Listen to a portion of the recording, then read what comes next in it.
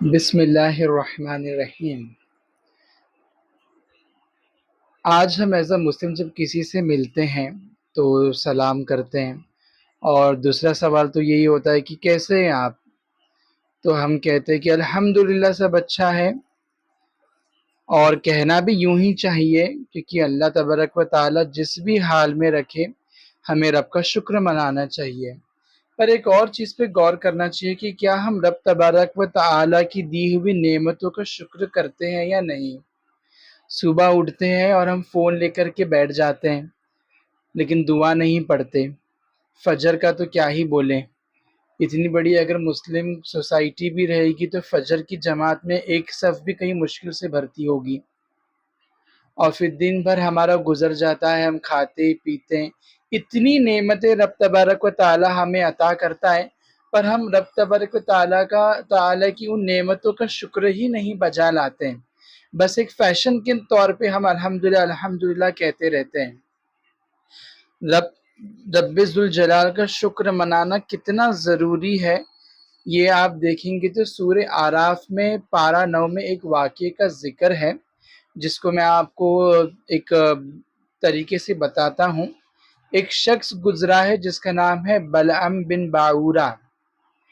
یہ جو ہے اپنے وقت کا مستجاب الدعویٰ تھا، یعنی اس کی کوئی دعا رد نہیں کی جاتی تھی بلکہ قبول کی جاتی تھی، اور اس کو جو ہے اس میں اعظم کا علم تھا۔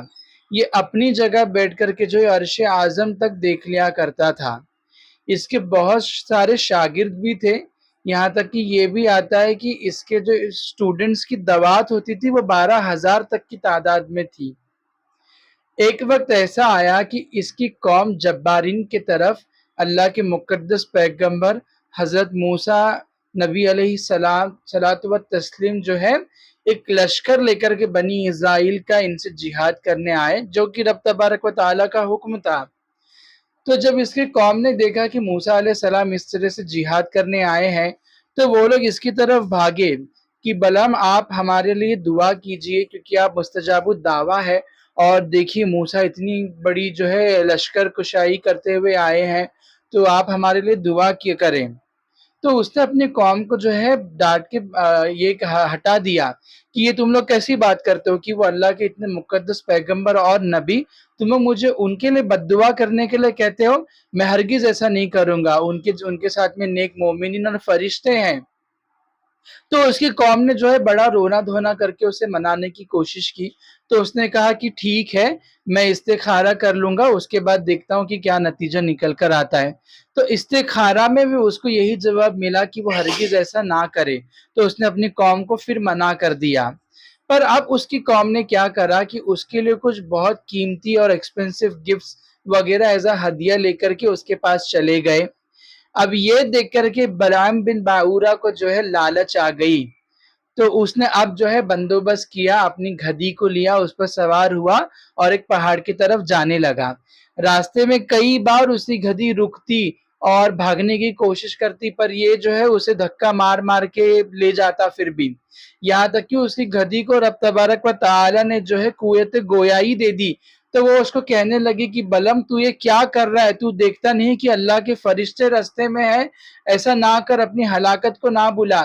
لیکن بلعم کو جو ہے وہ دنیا سوار ہو گئی تھی، دنیا کی لالچیں اس کے دل و دماغ میں پہنچ چکی تھی، وہ پھر بھی جو ہے اس کو دھکیلتے ہوئے اور کسی طریقے سے جو ہے ایک پہاڑ پر پہنچ گیا۔ وہاں سے اس نے دیکھا کہ موسیٰ علیہ السلام کا بڑا ایک لشکر جو ہے موجود ہے سامنے۔ تو اس نے کیا کرا، ہاتھ اٹھا کر کے بد دعا کرنی شروع کری، لیکن رب نے ایسا بندوبست کرا کہ یہ جو بد دعا موسیٰ علیہ السلام اور ان کے لوگوں کے لیے کرتا نا، اس کی زبان پلٹ جاتی اور وہ اپنی ہی قوم کو بد دعائیں دینے لگتا۔ تو اس سے قوم کے لوگ اس کو ٹوکتے کہ بلعم آپ یہ کیا کر رہے ہیں، ان کے لیے بد دعا کرنی پر آپ جو ہے ہمارے لیے بد دعا کر رہے ہو۔ تو وہ ان سے کہتا کہ ارے میں ایسا نہیں کر رہا ہوں، میں تو انہی کے لیے بد دعا کر رہا ہوں، لیکن میری زبان جو ہے وہ تمہارے لیے نکل آ رہی ہے۔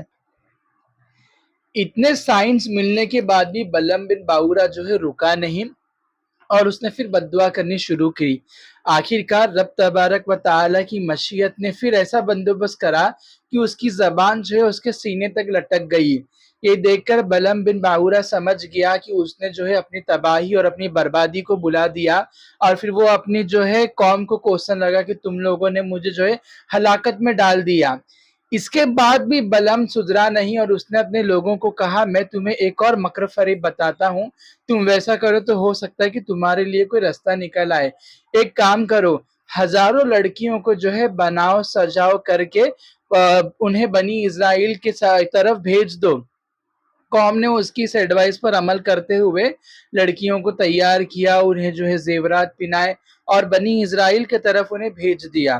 جب وہ اس طرف آئی تو موسیٰ علیہ السلام کی جو ایک ساتھ میں لوگ تھے بنی اسرائیل، ان میں ایک رئیس نے اس میں سے ایک لونڈی کو جو ہے اٹھا کر کے اپنے گود میں لے لیا اور موسیٰ علیہ السلام کے پاس چلے گیا کہ موسیٰ علیہ السلام مجھے فتویٰ دے دیجئے کہ میرے لیے حلال ہے یا حرام۔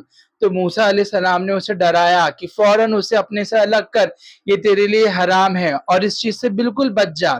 لیکن اس رئیس پر جو ہے شہوت اتنی زیادہ غلبہ کر چکی تھی کہ اس نے جو ہے اسے لے جا کر کے اس کے ساتھ میں جو ہے زنا خوری کیا۔ اس زنا کی نحوست اتنی گندی طریقے سے جو ہے بنی اسرائیل میں پھیل گئی کہ گھنٹے بھر میں جو ہے ایک ایسی پلیگ کی بیماری پھیلی کہ 70,000 لوگ جو ہے اس میں شہید ہو گئے، انتقال کر گئے اس میں۔ اور موسیٰ علیہ السلام کو جو ہے اس واقعے سے پھر بہت ان کے قلب کو جو ہے دکھ پہنچا کہ یہ کیا ہو گیا۔ دیکھیے بلعم بن باورہ جو مستجاب الدعوات تھا، جس کے اتنے شاگرد تھے، جس کو جو اسم اعظم کا علم تھا، رب تبارک و تعالیٰ نے اس کو کتنا بڑا مرتبہ دیا تھا، تو بعد میں کچھ انبیاء نے اللہ تبارک و تعالیٰ سے پوچھا کہ رب کعبہ یہ بلعم بن باورہ کے ساتھ میں ایسا ہوا کیوں؟ تو میرے رب نے ارشاد فرمایا کہ بلعم بن باورہ کو میں نے جو نعمتیں دی، اس نے کبھی ان نعمتوں کا شکر نہیں منایا۔ آپ آیا سنتے ہیں نا سورہ بقر پارہ سیکنڈ میں، فَاذْكُرُونِي أَذْكُرْكُمْ وَاشْكُرُوا لِي وَلَا تَكْفُرُونَ، میرا ذکر کرو میں تمہارا ذکر کروں گا، میرا شکر مانو، ناشکری نہیں کرنا۔ اور یہ بھی ہمیں سکھایا گیا ہے کہ جو ہم جتنی رب تبارک و تعالیٰ کا نعمتوں کا شکر کریں گے، اللہ ہمیں اور دیتا ہے۔ الحمدللہ میرا خود کا یہ معمول ہے اور میں نے خود یہ چیز کو ریئلائز کیا ہوا ہے کہ جتنا اس کا شکر بجا لاؤ گے، رب تم کو اور اس سے کئی زیادہ دے گا جو تمہارے گمان میں بھی نہ ہوگا۔ تو صرف ایک سٹائل فارم کے لیے یا ایک کنورزیشن کی سٹائل کو بنائے رکھنے کے لیے الحمدللہ مت کہو، جان کے مان کے دل سے اقرار کرو، ہر چیز کے لیے شکریہ ادا کرتے ہو رہو رب کا، جس بھی حال میں رہو ہمیشہ بس کہتے رہو کہ الحمدللہ رب العالمین علی کلی حال، اور اللہ کی نعمتوں کو جب بھی پاؤ اس کا شکر کرو اور اس کی ناشکری کو مت کرا کرو۔ اس واقعے سے ہم کو اور کچھ نصیحتیں پتہ چلتی ہے۔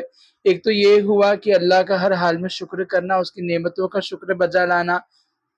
دوسرا یہ کہ نبی کی نافرمانی کرنے پر دیکھیے کیا ہو جاتا ہے، اور زنا خوری یہ کتنی بڑی جو ہے گندی چیز ہے۔ آج ہمارے ینگسٹرز کو جو ہے بہت ضرورت ہے کہ وہ پورنوگرافی سے دور رہے۔ آج ہم واٹس ایپ گروپس بناتے ہیں، پورن ویڈیو شیئر کرتے، اور جو شیئر کرتا ہے اس کو لگتا ہے کہ میں کتنا کول ہوں، میں لوگوں کو کچھ ایسی چیز دے رہا ہوں جو ان کو چاہیے، اور وہ سمجھتا ہے کہ لوگ میری طرف اس چیز کے لیے آتے ہیں۔ زنا خوری بہت گندی چیز ہے، بالکل یہ پورنوگرافی سے کچھ تو دیکھنا ہی نہیں چاہیے۔ آج کل تو میمز کے بھی نام پہ ویڈیوز بنتے جس کے اندر پورنوگرافک سینز ہوتے، تو ہرگز ایسی چیزوں کو نہ دیکھو۔ اور جیسے یہ واقعہ میں نے بتایا کہ ہمیں جتنا ہو سکے اور ہر حال میں جو ہے میرے رب کا ہمیں شکر بجا لانا چاہیے۔ تو آپ بھی جو ہے اپنی بس عادت دل سے بنا لیجئے کہ چاہے جو ہو الحمدللہ رب العالمین علی کلی حال۔